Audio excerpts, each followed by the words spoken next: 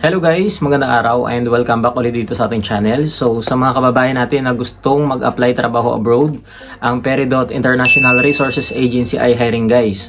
So nangangailangan sila ng production operator bound to Slovenia, Europe. So sa mga interesado, pakibasa ng qualification sa picture kung kayo ay qualified. At kung kayo ay qualified, mag-send kayo ng inyong resume or CV dito sa email na nakalagay sa picture, or mag-drop kayo ng inyong resume or CV sa agency.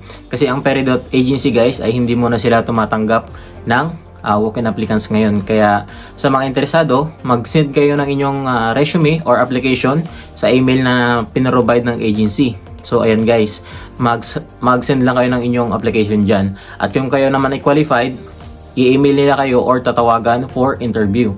Kasi si employer po mismo guys ang babasa ng inyong application pag kayo ay nag-send ng inyong resume or CV dyan sa kanilang email.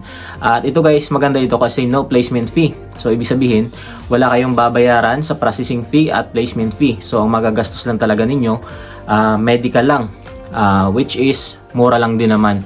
So ang medical siguro around 2.5 or 3K. So ganun, hanggang dyan lang naman ang medical guys dito papunta dito sa Europe. Kasi maganda ito guys kasi si Peridot lang ang nag-iisang agency na maraming mga kababayan natin na nakapunta na dito sa Europe na wala talagang binayarang placement fee or processing fee.